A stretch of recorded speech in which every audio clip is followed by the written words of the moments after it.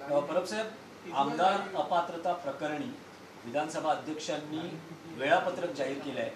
13 October ते 23 November पर्यंत एकूण सगळी प्रक्रिया दिसते आणि त्यानंतर 23 नोव्हेंबर नंतर ही 2 आठवडे अंतिम सुनावणीसाठी असणार आहेत. एकूण 2.5 ते 3 महिने दिसत आहेत अंदाजे की या सगळ्या प्रकरणात सुनावणीसाठी लागतील. शिवसेना युबीटी पक्षाची प्रतिक्रिया काय आहे? आम्हाला आता असं वाटतंय की ही धुळफेक आहे. त्याचं कारण असं आहे की सुरुवातीला 4 महिने त्यांनी काहीच केलं नाही. ज्या वेळेला सुप्रीम कोर्टात आम्ही अर्ज केला त्यावेळेला 18 तारखेला अर्ज केल्यानंतर 14 तारखेला नोटीस काढली. सुप्रीम कोर्टाने ज्या वेळेला दट्ट्या दिला आणि सांगितलं 2 आठवड्यामध्ये तुम्ही टाईम शेड्यूल नक्की करा आणि आम्हाला द्या, त्यावेळेला काल एक प्राथमिक सुनावणी झाली आणि आता त्याने टाईम टेबल जाहीर केलं आहे.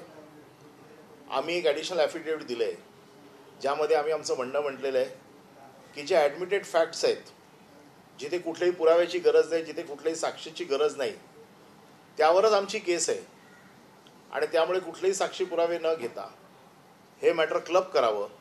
कारण सुप्रीम कोर्टाने 16 आमदारांचं पिटिशन एकत्र ऐकलं आणि आता सुप्रीम कोर्टाच्या खाली असलेलं कोर्ट हे प्रत्येकाचं पिटिशन वेगवेगळं ऐकण्याच्या मनस्थितीत आहे. अजून त्याबाबतीतला निर्णय झाला नाही आहे, परंतु असं करून वेळ काढण्याचं धोरण आहे. आपण नीट बघितलं तर आपल्या लक्षात येईल की 23 नोव्हेंबरपर्यंत त्यांनी तारखा कळवलेल्या आहेत आणि 23 नोव्हेंबर नंतर उलट तपासणी सुरू होणार आहे. उलट तपासणी कोणाची, कशासाठी, किती काळ चालणार याचं काही म्हटलेलं नाही आहे आणि उलट तपासणी संपल्याच्या नंतर 2 आठवड्यामध्ये ते देणार आहेत. कदाचित उलट तपासणी ते 4 महिने चालवतील, साक्ष ते 4 महिने चालवतील, आठवड्यातनं 2दाच घ्यायची आहे, 40 लोकांची घ्यायची, त्याच्यामध्ये ॲडजॉइंटमेंट मागणार, त्याच्यात वेगवेगळे डावपेच टाकणार. त्यामुळे हे प्रकरण लांबवण्याचा प्रयत्न चालू आहे. मला असं वाटतं की सुप्रीम कोर्टाने ज्या वेळेला आपला निकाल दिला 10 महिने सुप्रीम कोर्टाने सगळं प्रकरण सविस्तर ऐकलं आणि त्याप्रमाणे आपले निष्कर्ष काढून फक्त अपात्र होत आहेत की नाही हे ऐकण्यासाठी यांच्याकडे पाठवलेलं आहे. सगळ्यांचा गुन्हा सारखा आहे, त्यामुळे वेगवेगळी सुनावणी घ्यायची गरज नाही. ॲडमिटेड फॅक्ट्स आहेत. आता राज्यपालांनी केलेली कृती इज ॲडमिटेड फॅक्ट्स, मान्य आहे सगळ्यांना. राज्यपालांना बोलवणार आहात त्या साक्षीला, मुख्यमंत्र्यांनी शपथ घेतली, ॲडमिटेड फॅक्ट्स आहे. का मुख्यमंत्र्यांना बोलवणार शपथविधीला, व्हीप मिळाला, मान्य केलं त्यांनी, ते म्हणतात आम्हाला व्हीप लागूच होत नाही तुमचा. ते गुवाहाटीला गेले, ते सुरतला गेले, तिकडे त्यांनी बैठका घेतल्या, तिकडून त्यांनी बैठकांची मिनिट्स पाठवली, ॲडमिटेड फॅक्ट्स आहेत. ह्या सगळ्या गोष्टी ज्या ॲडमिटेड फॅक्ट्स आहेत याच्यामध्ये वेळ काढण्याची गरजच नाही आहे.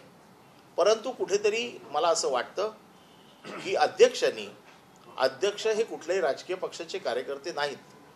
अध्यक्षांनी अध्यक्ष म्हणून न्यायिक संस्था म्हणून ते आता बसणार आहेत आणि म्हणून त्यांनी न्यायिक संस्था म्हणून ते काम करणार आहेत आणि म्हणून त्यांनी लवकरात लवकर याचा 1 महिन्याच्या कालावधीमध्ये हे सगळं प्रकरण संपलं पाहिजे अशी आमची विनंती आहे. आम्ही त्यांना देखील विनंती केली आहे.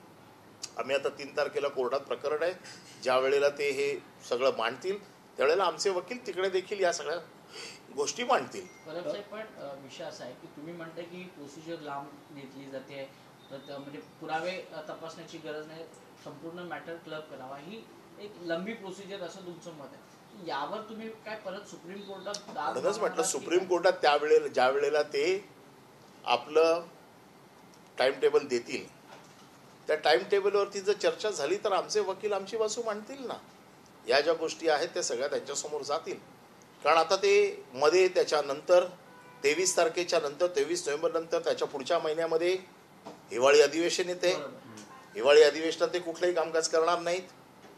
त्यानंतर आम्हाला असं कळलंय की कुठल्या तरी एका कॉन्फरन्ससाठी जाणार आहेत, इंटरनॅशनल कॉन्फरन्ससाठी, जिकडे लोकशाहीवरती चर्चा होणार आहे. आपण काय म्हणून रिप्रेझेंट करणार, महाराष्ट्रात कसा कायद्याची मोडतोड झाली, घटनेची कशी पायमल्ली झाली, याचं रिप्रेझेंटेशन आपण तिथे जाऊन करणार आहोत का? त्याच्यामुळे अध्यक्षांनी ह्या सगळ्या गोष्टींचा विचार करून त्यांनी न्यायिक भूमिकेत बसून निपक्षपातीपणे कामकाज केलं पाहिजे अशी आमची अपेक्षा आहे आणि त्यांनी करावं असं आपल्या माध्यमातून त्यांना आम्ही सांगतोय. परब विधानसभा अध्यक्षांना सर्वोच्च न्यायालयाचे आदेश होते की तुम्ही कालमर्यादा ठरवा आणि ती कोर्टापुढे सादर करा, सर्वोच्च न्यायालयापुढे. आता त्यांनी कालमर्यादा निश्चित केलेली आहे की ते कशा पद्धतीने करते, पण तुम्ही एक वारंवार उल्लेख करतात की हे वेळकाढूपणाचं धोरण आहे. हे तुम्ही कशाच्या आधारावर? हे आम्ही याच्या आधारावर म्हणतो की सुप्रीम कोर्टाने कालमर्यादा ठरवावी, रिझनेबल टाईममध्ये हे संपवावं असं त्यांना सांगितलं होतं. आपण बघताय की reasonable time is what. Supreme कोर्टच्या एका जजमेंटमध्ये रिझनेबल टाईम इज 3 months. नागालँडच्या केसमध्ये फली नरिमन साहेबांचं जे जजमेंट होतं त्याच्यात त्यांनी 3 महिन्यात संपवावं असं सांगावं. म्हणून 3 महिने आम्ही कोर्टात गेलोच नाही, सुप्रीम कोर्टात गेलोच नाही. पण 3 महिन्यात त्यांनी काही काम केलेलं नाही, साधी नोटीस देखील काढली नाही. ज्या वेळेला आम्ही कोर्टात गेलो त्यावेळेला त्यांनी नोटीस काढली, म्हणून आम्हाला असं वाटतं की ते वेळ काढतायत. आताचा त्यांचा तुम्ही जो काही टाईम त्यांनी दिलेला आहे तो जसं मी तुम्हाला सांगितलं की याच्यामध्ये अजून साक्ष पुरावे होणार नाही होणार, त्याचा निर्णय, क्लब करायचा निर्णय हे अजून घ्यायचे. ते घेतल्याच्या नंतर त्यांनी जर असा निर्णय घेतला की क्लब नाही, मी प्रत्येकाचं एक एक वेगवेगळं घेईन, बघा कोणावरही अन्याय होऊ नये. पण justice delayed is justice denied. आणि त्यामुळे त्यांनी उशीर देखील लावू नये, अन्याय देखील करू नये. 3 महिने आमची कुठली सुनावणी घेतली नाही म्हणजे एक प्रकारचा आमच्यावरती अन्याय झालेला आहे. आता जसं मी सांगितलं की ते कुठल्या तरी कॉन्फरन्सला पण जाणार आहेत असं कळतंय. जी इंटरनॅशनल कॉन्फरन्स इथे लोकशाहीवरती चर्चा, आता लोकशाहीवरती जी चर्चा होणार आहे या चर्चेमध्ये आपण काय प्रतिनिधित्व करणार आहे? ज्यांनी स्वतः 3 महिने कुठलीही कारवाई केली नाही सुप्रीम कोर्टाने सांगून देखील ते लोकशाहीवरती काय चर्चा करणार? 10th शेड्यूल कशा पद्धतीने महाराष्ट्रात तुटलं हे अख्ख्या देशाने पाहिलेलं आहे. 33 देशांनी त्याची नोंद घेतली आहे. आणि सगळं असं असताना आपले अध्यक्ष आपल्या महाराष्ट्राच्या वतीने लोकशाहीवरती चर्चा करायला जातील, ही हास्यास्पद गोष्ट आहे. सर्व याचिका एकत्रित कराव्यात आणि त्यावर सुनावणी घेऊन निर्णय द्यावा असं तुमचं म्हणणं आहे किंवा अशी तुमची भूमिका आहे. 13 तारखेला त्यावर सुनावणी आहे. समजा जर तसं झालं नाही तुमच्या भूमिकेप्रमाणे किंवा तुमच्या मागणीप्रमाणे, तर मग शिवसेना आमची मागणी यासाठीच आहे कारण 16 लोकांचं पिटिशन सुप्रीम कोर्टाने एकत्र ऐकलं. जर सुप्रीम कोर्ट, ज्या वेळेला आरोप एकच आहे, आरोप काही प्रत्येकावरती भिन्न नाही आहेत किंवा वेगवेगळे नाही आहेत, आरोप सगळ्यांवरती एकच आहेत. जर एकच आरोप असेल आणि सुप्रीम कोर्ट स्वतः 16 लोकांची सुनावणी एकत्र घेते, मग ह्यानी वेगळी का घ्यावी? आरोप ज्या वेळेला एकच आहेत तर त्याच्यावरती 21A 21B या 2च गोष्टीमध्ये पूर्ण पिटिशन आहे. त्यामुळे मला असं वाटतं की एकत्र घ्यावी, कारण सुप्रीम कोर्टाने देखील एकत्रच घेतलेली आहे. जर सुप्रीम कोर्ट एकत्र घेऊ शकतं तर खालच्या कोर्टाने त्याच्यामध्ये वेळ का काढावा? आणि म्हणून आमचं म्हणणं असं आहे, आम्हाला कोणावरही आरोप करण्यामध्ये काही इंटरेस्ट नाही. आमचं म्हणणं असं आहे, अध्यक्ष हा कुठल्या पक्षाचा नसतो. आता ते कॉन्स्टिट्युशनरी अथॉरिटीमध्ये बसलेले, ट्रिब्युनल म्हणून बसलेले आहेत. त्यांनी ट्रिब्युनल म्हणून काम करावं आणि त्यांनी न्यायिक पद्धतीने न्याय निवाडा करावा. सर, ज्या पद्धतीचं शेड्यूल समोर आलेलं आहे, सर्वप्रथम ते तुम्हाला मान्य आहे आणि नसेल तर तुम्ही सुप्रीम कोर्टात काय दावा करणार आहात? नाही, आम्ही सुप्रीम कोर्टात काय दावा करायचा ते आमचे वकील मांडतील.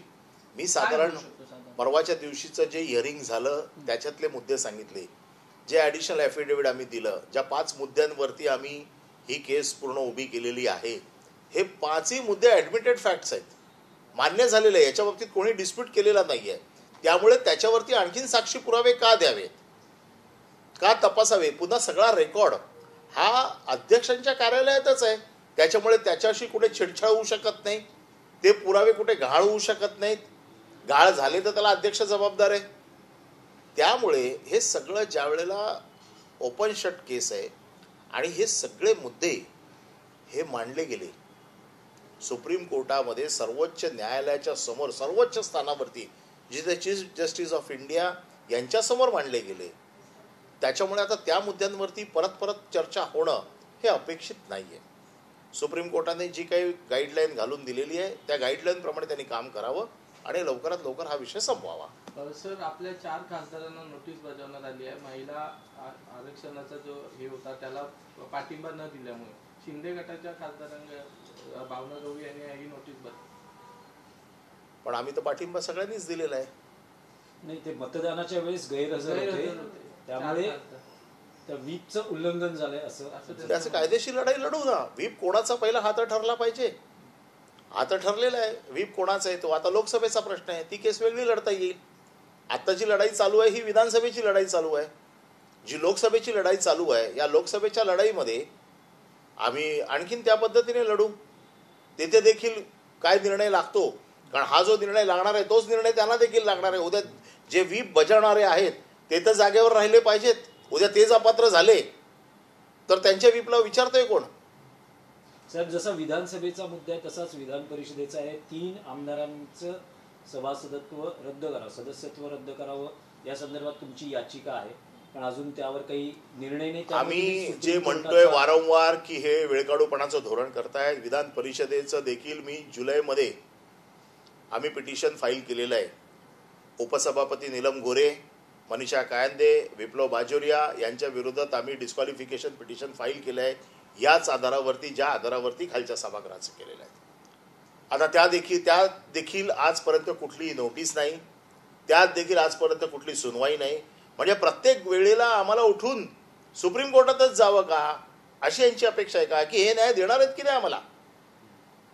आणि सभापतीची ही जी काही पोस्ट असते ही कुठल्या पक्षाची नसते. आता तिथे उपसभापती आहेत, त्यांच्या स्वतःवरती डिस्क्वालिफिकेशन आहे. त्यांचं पिटिशन कोण ऐकणार? सरकारने निर्णय घेतला पाहिजे. सभापतीची पोस्ट रिकामी ठेवली आहे, तिकडे निवडणूक होऊ देत नाहीयेत. नाही, पण पुन्हा सुप्रीम कोर्टात जाण्याची तयारी आहे. आम्हाला हे वारंवार ढकलतात सुप्रीम कोर्टात, कारण यांच्याकडे न्याय मिळेल अशी अपेक्षा नाही आम्हाला. जर तुम्ही 4 महिने कुठली कारवाई करणार नाहीत तर आम्हाला सुप्रीम कोर्टात जाण्याशिवाय पर्याय नाही आहे. साहेब, आणखी एक वेगळा विषय होता की शिवसेना युबीटी पक्षाचे माजी नगरसेवक शिंदे गटात सातत्याने प्रवेश करत आहेत. कालही 3 माजी नगरसेवकांनी मुख्यमंत्र्यांच्या उपस्थितीत शिवसेना पक्ष हा कार्यकर्त्यांचा पक्ष आहे. कार्यकर्ते सगळ्यांना निवडून देतात. त्यामुळे हा काय पक्ष काय नेत्यांचा पक्ष नाही आहे, हा कार्यकर्त्यांचा पक्ष आहे. आणि जोपर्यंत कार्यकर्ते उद्धव ठाकरे यांच्या पाठीशी मजबूतीने उभे आहेत तोपर्यंत स्वतः उद्धव साहेबांनी सांगितलंय की ज्यांना जायचंय त्यांना जा. जे काही लालचेने जात आहेत, फंड मिळेल म्हणून जात आहेत, फंड विकायला मिळेल म्हणून जात आहेत, वेगवेगळ्या त्यांना प्रलोभनं दिली जात आहेत, काही लोकांना दमदाटी केली जाते, काही लोकांवरती गुन्हे दाखल केले जात आहेत. अशा प्रकारे जे दबावाला बळी पडत आहेत ते जात आहेत. परंतु ते जाण्यामुळे शिवसेना कुठे हलेल असं आम्हाला वाटत नाही. शिवसेना शेवटी कार्यकर्त्यांचा पक्ष आहे. कार्यकर्ते जोपर्यंत आमच्या बरोबर आहेत तोपर्यंत आम्ही या गोष्टीची चिंता करत नाही. स्थानिक स्वराज्य संस्थांच्या निवडणुका लांबणीवर गेल्या आहेत आणि त्यात आमचं तेच म्हणणं आहे की दररोज ही फोडाफोडी करण्यापेक्षा एकदा काय ती निवडणूक घेऊन टाका ना. शेवटी याच्यामध्ये लोक कोणाच्या बाजूने आहेत हे सगळ्यात महत्वाचं आहे. आणि दररोज ह्याला फोडायचं, याच्यावरती एजन्सी लावायची, त्याच्यावरती गुन्हे दाखल करायचे, त्यापेक्षा लोकांकडे जा आणि लोकांकडे कौल मागा ना. लोकांना ठरवू देत मुंबई महानगरपालिका कोणाकडे द्यायची, महाराष्ट्र राज्य कोणाकडे द्यायचा, देश कोणाकडे द्यायचा, शेवटी त्यांच्याच हातात आहे. तर सरळ त्यांच्यासमोर जावं आणि कौल मागावा. लोकांनी जर आम्हाला घरी बसवलं तर आम्ही घरी बसू, त्यांना घरी बसवलं तर त्यांनी घरी बसलं पाहिजे. परब साहेब, आपण स्वतः वकील आहात आणि आपल्याला कायद्याचा संपूर्ण अभ्यास देखील आहे. लोकांना या सुनावणीचा द एंड पाहायचा आहे, तर काय वाटतं तुम्हाला वैयक्तिकरित्या की ह्याचा द एंड कधी होईल आणि कोणाच्या बाजूने लागेल? मला अपेक्षित जो काही कायदा थोडाफार कळतो आणि आम्ही ज्या तज्ज्ञांचं मार्गदर्शन घेतो किंवा एकंदर सगळा नूर आम्ही जो बघतोय, त्यामुळे मला पूर्ण खात्री आहे की 100% हे सगळे आमदार अपात्र होतील. आणि म्हणून वेळकाढूपणाचं धोरण आखलं जाते असं माझं स्वतःचं मत आहे. कधीपर्यंत निकाल लागणं अपेक्षित आहे? खरं म्हणजे एव्हाना निकाल लागून घरी जायला पाहिजे होते. परंतु वेळकाढूपणाच्या धोरणामुळे आता हे अजून किती वेळ काढतायत. अध्यक्षांनी जर अध्यक्षांचं काम चोख बजावलं तर अजून 1 महिन्यात ते घरी जायला पाहिजेत. परब सर, आणखी एक विषय होता की सर्वोच्च न्यायालयानं मराठी पाट्यांसंदर्भात आदेश दिलेले आहेत. 2 महिन्याची मुदत आहे, त्यात सगळ्यांना पाट्या लावणं गरजेचं असणार किंवा तसा नियम आहे किंवा आदेश आहे. काय हे श्रेय नेमकं कोणाचं आहे मराठी पाट्यांचं? शिवसेनेनं स्थापनेपासून हा विषय घेतला, हे पण श्रेय कालांतराने शिवसेना प्रमुख मनसेनंही यामध्ये भूमिका घेतली. हे श्रेय केवळ आणि केवळ शिवसेना प्रमुख बाळासाहेब ठाकरे यांचं आहे. मनसेही आंदोलनात होते, मी काय मनसेही म्हटलं? दावा देते आहे. हे श्रेय शिवसेना प्रमुख माननीय बाळासाहेब ठाकरे यांचं आहे. त्यांनी उचललेला प्रश्न आहे, मग तो फॉलो कोणी करो? प्रश्न उचलला कोणी? या प्रश्नाला आवाज दिला कोणी? हा शिवसेना प्रमुखांनी दिला आणि त्याचा मग फॉलोअप शिवसेनेने देखील केला. माझ्यावर देखील केस आहे मराठी पाट्यांना लावल्यामुळं तोडफोड झालेल्याची. म्हणजे काय 100% क्रेडिट काय मला मिळेल असं नाही आहे ना.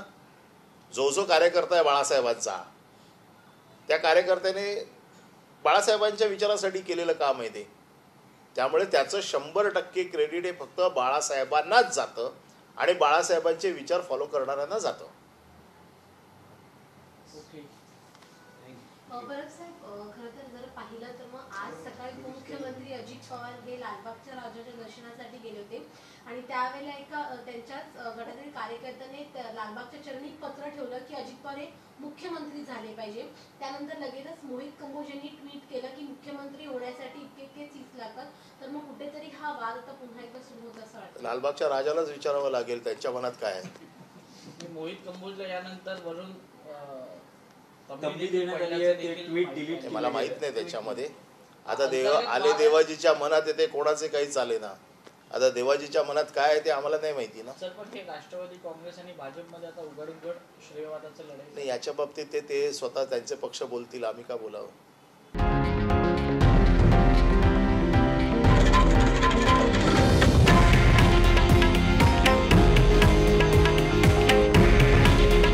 हे आहे देशातील नंबर 1 न्यूज नेटवर्क आणि आपण पाहत आहात TV9 मराठी.